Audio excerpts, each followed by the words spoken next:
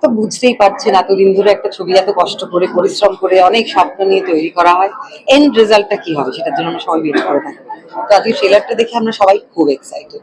মানে 18th April আমাদের ছবি রিলিজ করছে চেক ইন চেক আউট। আপনারা প্লিজ আপনাদের কাছের হলে যান, গিয়ে ছবিটা দেখুন। আমাদের ছবির গানও খুব সুন্দর, সেটা আপনারা শুনতে পাবেন, দেখতে পাবেন গানের ভিডিও। আমাদের ট্রেলারটাও সোশ্যাল মিডিয়ার প্ল্যাটফর্মসে।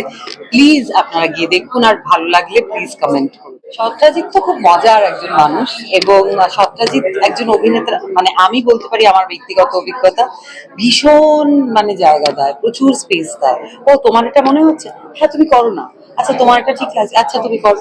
এটা যদি একজন অ্যাক্টর পায়, সে আরো কনফিডেন্স পেয়ে যায়, তার মনে হয় যে ঠিক আছে তাহলে আমি চরিত্র নিয়ে আরেকটু অন্যরকম ভাবে ভাবি। আমার ডিরেক্টর তো আমাকে লাইসেন্স দিয়েই রেখেছে। তো সেই এরকম ডিরেক্টর এরকম হলে অ্যাক্টরদের অনেক সুবিধা হয়। সব থেকে মজার ব্যাপার হচ্ছে এই ছবির প্রেক্ষাপট, মানে সেটা খুবই অন্যরকম। এখনো পর্যন্ত এরকম ছবি হয়নি এখানে, এবং ভিজুয়ালিও তো ভীষণ সুন্দর লাগছে দেখতে। এবং এইটা অনসাম্বল কাস্ট, আলাদা আলাদা বিভিন্ন বিভিন্ন চরিত্রের আলাদা আলাদা গল্প আছে এই ছবিটাতে। কিন্তু খুব ইন্টারেস্টিং পুরো ব্যাপারটা, যেভাবে একসঙ্গে এক জায়গায় হচ্ছে সেটা দেখার মতো। মানে এখন আর ডিটেল আমি কিছু বলতে পারছি না, কিন্তু বুঝতেই পারছেন যে ওই হোটেলটিকে কেন্দ্র করে একটি ছবি। তো সেটা খুবই নতুনত্ব।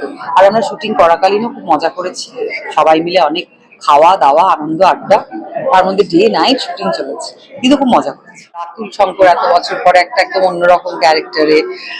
তারপরে এই ছবিতে বিভিন্ন এজ গ্রুপের বিভিন্ন রকমের ক্যারেক্টারদের রিলেশনশিপসের ক্রাইসিস সমস্ত কিছু দেখানো হবে, তাদের স্বপ্ন ভাঙা, স্বপ্ন গড়া, সবটা আর কি।